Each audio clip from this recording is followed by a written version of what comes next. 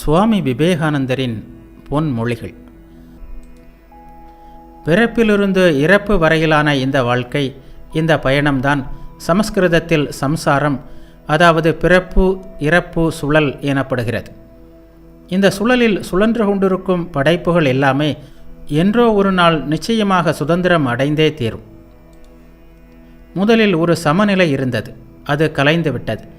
எல்லா பகுதிகளும், எல்லா அணுக்களும், எல்லா மூலக்கூறுகளும் இழந்த தங்கள் சமநிலையை திரும்ப பெறவே போராடி கொண்டிருக்கின்றன.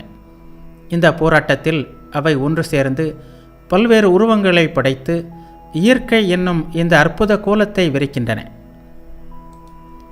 பிரபஞ்சத்தில் நாம் காணும் எல்லா இயக்கங்களும், தாது பொருட்கள், தாவரங்கள், மிருகங்கள் என்ற எல்லாவற்றிலும் நாம் காணும் போராட்டங்களும் மையத்திற்கு திரும்பி சென்று அமைதி பெறுவதற்கான முயற்சிகளே.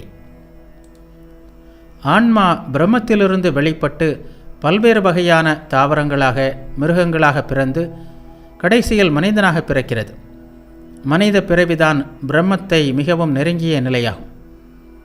நாம் எந்த பிரம்மத்திலிருந்து வெளிப்பட்டோமோ அந்த பிரம்மத்தை அடைவதற்கான முயற்சிதான் வாழ்க்கையின் பெரிய போராட்டம். பிரபஞ்சம் முழுவதுமே பிரம்மத்தில்தான் இருந்தது, அதிலிருந்து வெளிப்பட்டது. அது எங்கிருந்து வெளிப்பட்டதோ அதற்குள் அடங்குவதற்காகத்தான் இயங்கிக் கொண்டிருக்கிறது.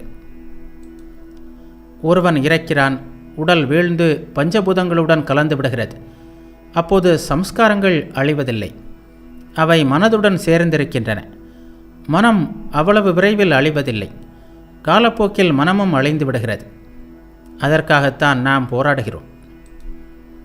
சம்ஸ்காரங்களின் பலனுக்கு ஏற்ப ஆன்மா உயர்ந்த மற்றும் தாழ்ந்த பிறவிகளை எடுத்துக்கொண்டே இருக்கிறது. ஒன்றிலிருந்து மற்றொன்றிற்கு மாறுகிறது. மனிதன் என்ற உயர்ந்த பிறவியில்தான் அது சுதந்திரத்தை அடைய முடியும்.